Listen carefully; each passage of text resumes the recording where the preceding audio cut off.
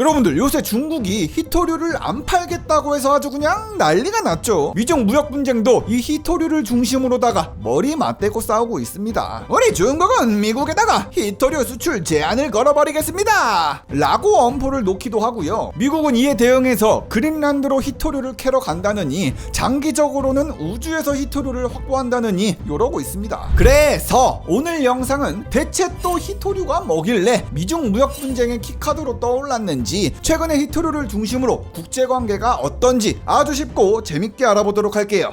자, 먼저요, 여러분들은 히토류가 뭔지부터 어느 정도 개념을 짚고 넘어가야 되거든요. 히토류라는 단어 그대로만 보면요, 히자라는 글자가 희귀할 희자입니다. 말 그대로 히토류는 땅에서 구할 수 있는 성분이지만 아주 희귀한 성분을 뜻하는 말이고요. 땅만 팠다 하면 우수수 쏟아지는 철, 니켈, 구리 뭐 이런 거랑은 클래스가 다르고요. 정말 극소량 묻혀 있다고 해서 히토류라고 부릅니다. 국제적으로 통용되는 히토류라 함은 흙 속에 있는 아주 희귀한 17가지 종류의 원소를 말합니다. 자, 그렇다면요, 히토류의 뜻은 알겠는데 여러분들은 이런 생각이 드실 수도 있어요. 아니, 이 히토류라는 게 대체 왜 중요한 거고 어디에 쓰이는 거냐구리. 히토류는 정말요, 우리가 매일 사용하는 형광등처럼 일반적인 제품에서부터요, 전투기, 미사일, 레이더, 우주 산업에서까지 쓰입니다. 히토류의 별명이 여러분들 산업의 비타민이라고 할 정도거든요. 진짜 17개의 원소가 두루두루 안 쓰이는 데가 없을 정도입니다. 당장 여러분들의 스마트폰 액정만 봐도 히토류가 들어가서 더 투명하고 더 튼튼하고 안 깨지죠. 스마트폰 속으로 들어가면 내부의 반도체에도 히토류가 꼭 들어가야 합니다. 경제 상식 중에서 근본 중에 근본 원칙이 있습니다. 어떤 물건이 많으면 가치가 떨어지고 적으면 가치가 올라간다는 거죠. 히토류는 희귀하면서도 또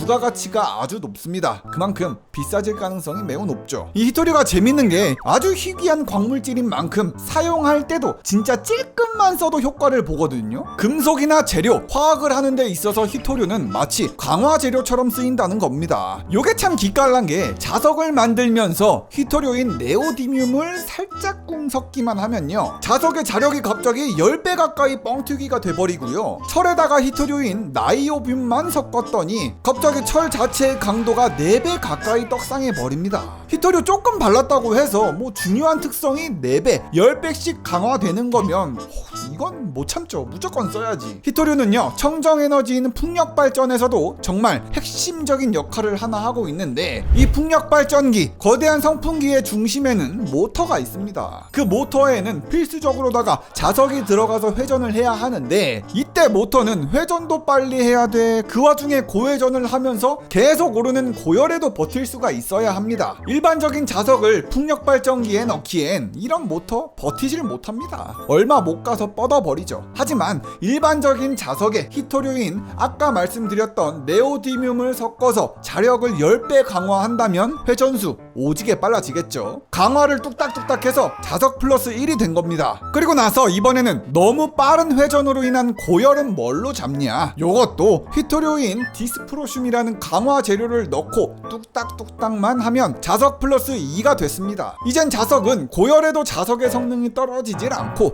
10배 빠르게 잘 버텨주죠. 이런 식으로 극한의 극한까지 끌어올린 고효율 자석, 풍력 발전에만 쓰는 게 아닙니다. 전기 모터 뭐 안 떠오르시나요? 바로 전기차잖아요. 전기차 모터에는 피리 히토류가 들어가야 하고요. 고성능 발전기나 산업 로봇 같은 아주 강력한 자력 모터가 필요할 때 히토류는 진짜 필수입니다. 필수. 히토류는 절대 메인 재료는 아니지만 아주 조금만 넣어도 광물 전체에 몇 배의 효과를 내주는 강화 재료죠. 이렇게 히토류는 우리가 구입하는 상품을 더욱더 작게, 더욱더 빠르게, 더욱더 힘있게 만드는 역할을 하게 됩니다.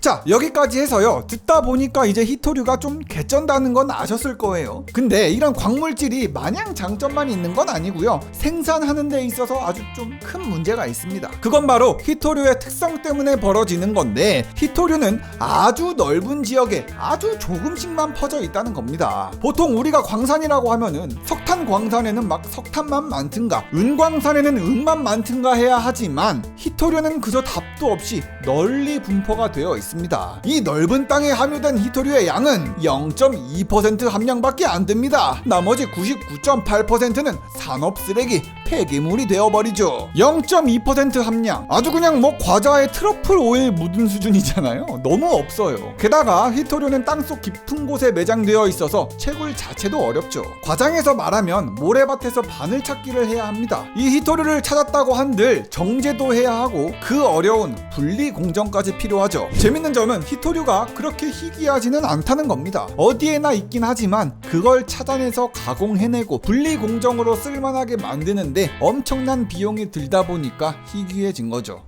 자, 이번에는요, 히토류가 어느 나라에 가장 많은지, 어느 나라가 생산을 가장 많이 하는지 알아볼 건데, 이거는 뭐 많은 분들이 알고 계실 거예요. 히토류의 갑 중의 갑은 바로 중국입니다. 아, 우리 중국이 히토류를 꽉 잡고 있다 아닙니까? 매장량만 해도, 생산량만 해도 전 세계에서 압도적인 1등입니다. 1등 라고 해서 진짜 중국은 매장량, 생산량 킹킹 갓갓인 상황입니다. 히토류의 매장량만 봐도 중국이 전 세계에서 36.7%로 가장 많은 히토류가 매장되어 있고요. 그 다음으로는 베트남, 브라질, 러시아 순입니다. 생산량 공급으로만 따지고 보면 중국은 전 세계 히토류의 90%를 공급하고 있습니다. 사실상 히토류의 대부분이 중국에서 가공된다고 해도 뭐 과언이 아니죠. 대안이 없을 정도입니다. 국제에너지기구에 따르면요, 중국은 전 세계 히토류 채굴의 60%, 가공의 87%를 차지하고 있다고 합니다. 이 때문에 히토류 시장에서 중국의 입김은 겁나 세죠.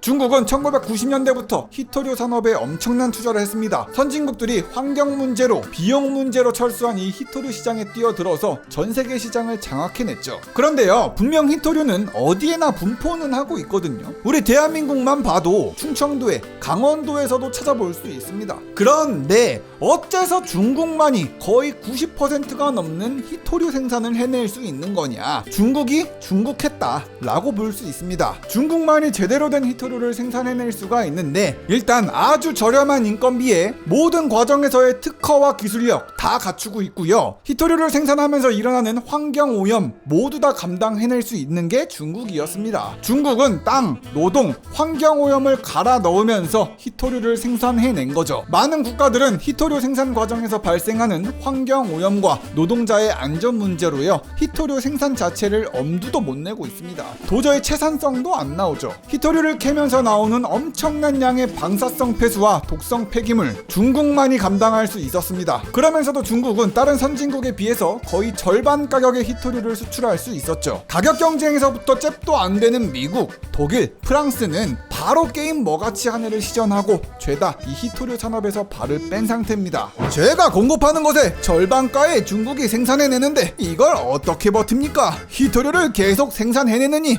그냥 중국에서 가져다가 쓰는 게 낫죠. 이렇게 중국이 히토류 시장을 거의 꿀꺽하다시피 한 뒤에부터는 어떤 움직임을 보이고 있냐? 자본주의에서 거의 독점 수준이면 슬슬 가격 통제하고 이익 챙겨야 하지 않겠습니까? 라고 해서 중국 정부는 지금 히토류의 생산, 수출량까지도 통제하면서 히토류 산업의 질적 성장까지 일으켜낸 상태입니다. 히토류계에서는 뭐 중국 말곤 비벼볼 국가가 없었으니까 가능한 거였죠. 중국은 지금 공업정보화부를 신설해서 히토류의 채굴량, 정제량, 생산량을 설정해두고 통제하기 시작했습니다. 자, 이렇게 해서요, 중국이 히토류 산업을 잠식해 나가는 가운데 중국이 이 히토류를 외교 카드로 무기로 휘두르는 사건이 터집니다. 그건 바로 2010년대에 터진 일본과 중국 사이의 센카쿠 열도 분쟁이었죠. 해상 위에 경제 수역을 두고 중국과 일본은 그냥 으르렁거리면서 감정 싸움을 했는데 서로 한치도 물러서지 않는 상황. 중국이 내온 카드가 바로 이 히토류에 대한 대일 수출을 전면적으로 막아버리겠다는 거였습니다. 이때 갑자기 중국이 히토류 수출 중단을 선언하니까 일본은 어떻게 반응하냐? 그야말로 터졌습니다. 와, 이건 좀 반칙 아니야? 라는 수준으로 바로 일본은 백기 들고 중국과의 외교에서 완전히 패배, 굴복해버렸습니다. 생각보다 히토류를 무기로 자원전쟁을 해봤더니 중국은 자신의 힘에 깜짝 놀랐겠죠. 히토류를 들고 있는 나 어쩌면 강할지도. 일본은 중국에 무력하게 패배해버리고 난 뒤에는 히토류 수입 경로를 다각화하면서 이빨을 진짜 그득그득 갈았죠. 히토류 자원 전쟁의 대부분은 보통 중국이 꼬장 부리는 형태로 나타납니다. 뭐만 했다 하면 뭐 히토류 안 팔 거네, 이제부턴 너네 히토류 안 준다 이러고 있고, 많은 선진국들은 히토류의 공급을 다각화하려고 했지만 쉽지 않죠. 중국은 계속해서 히토류를 무기로 삼고 있습니다. 2020년 말에는 히토류 수출을 제한할 수 있는 출구 관제법을 만들어 시행했고요. 히토류 관련 기술들이 해외로 빠져나가지 않도록 문을 걸어 잠궜습니다. 그리고 2023년 7월 4일 중국은 또 이렇게 얘기를 하죠. 우리 중국은 반도체의 핵심 자원인 갈륨과 게르마늄 수출을 통제하겠습니다. 우리만 먹고 살 거예요 라고 말을 하거든요. 중국은 국가 안보와 이익을 보호하기 위해서 이 결정을 내렸다고는 하지만 반도체 전쟁에 대비하고 있다는 시각이 대부분입니다. 21세기의 자원 전쟁은 히토류가 핵심이 될 가능성이 매우 높습니다. 모두들 안정적으로 히토류를 공급받으려고 발버둥 치고 있죠. 미국만 해도 미국은 지금 그린란드에서 히토류를 확보하려고 하고 있고, 장기적으로는 우주에서부터 히토류를 채굴하려는 움직임까지 보이고 있습니다. 근데 문제는 미국과 중국 그 사이에 놓인 우리 대한민국이거든요. 미중 반도체 전쟁에서 새우등 터지고 있는 건 바로 우리였습니다. 우리 대한민국도 올해 6월에 히토류 매장량 2위인 베트남과 협력 관계를 맺기도 했죠. 이 또한 히토류의 의존도가 중국이 너무 높으니까 공급망을 다각화하려는 노력이었습니다. 영상 끝까지 봐주셔서 정말 감사드리고요. 구독과 좋아요 좀 눌러달라구리. 그럼 다음 영상에서 보자구리. 리뷰형이는 바보다구리.